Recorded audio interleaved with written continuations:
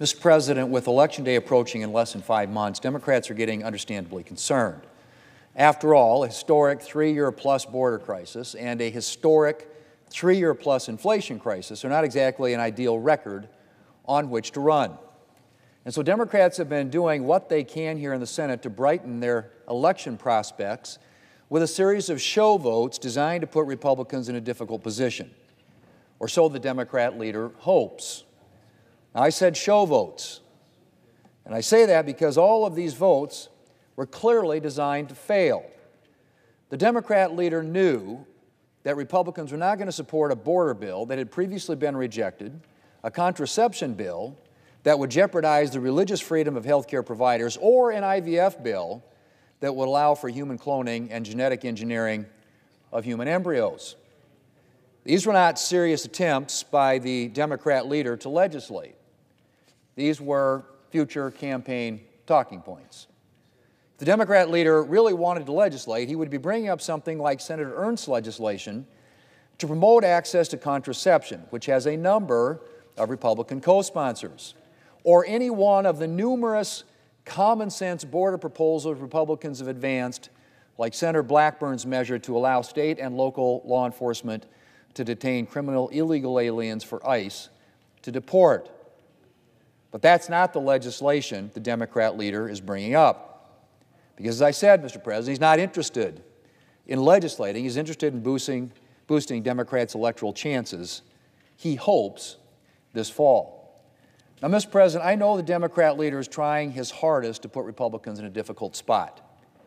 But as I've said before, if he hopes to have us quaking in our boots over taking these votes, he should think again. Because Republicans are happy to have the chance to talk about the Democrat agenda, to talk about the disaster President Biden created at our southern border, a disaster he allowed to thrive unchecked for years, despite the serious danger to our national security. Or to talk about how, under the guise of protecting access to contraception, something that is not under threat, I might add, the Democrat leader brought up legislation that would not only funnel money to Democrats' allies at Planned Parenthood, but would wipe out conscience protections for health care providers. Democrats' bill specifically targets the Religious Freedom Restoration Act, which is bipartisan legislation passed in 1993, back when Democrats actually believed in defending our First Amendment freedoms. And this is not Democrats' only attempt to target this legislation and to dictate how and when Americans can live according to their faith.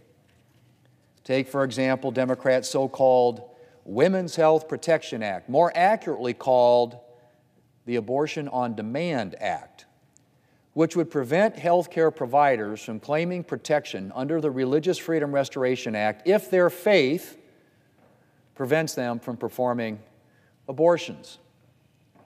Apparently, the, quote, personal freedoms that the Democrat leader mentioned earlier this month don't include religious freedom, at least not when your faith conflicts with Democrats' policy positions.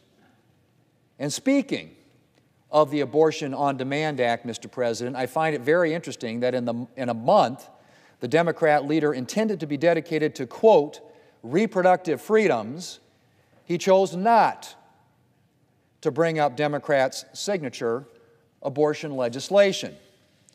Is it possible he thought that in a month in which he hoped to paint Republicans as extremists, it might not be a great idea to bring up Democrats' radical abortion legislation, lest Americans see just how extreme Democrats are on this issue? In fact, Mr. President, the Democrats' bill might be the most extreme abortion legislation ever considered by Congress. The so-called Women's Health Protection Act would not only allow abortion through all 40 weeks of pregnancy, it would sweep away almost every common-sense restriction that has been upheld under Roe and would make abortion on demand at any time for essentially any reason the law of the land.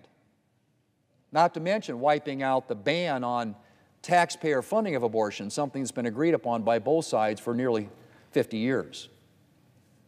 Needless to say, this is far out of step with the American people, a majority of whom believe abortion should generally be illegal during the second 3 months of pregnancy, and 70% of whom believe abortion should generally be illegal during the final 3 months. Not to mention the fact that it's also out of step with European abortion law, with 46 out of 50 European UN member countries restricting abortion on demand after 15 weeks.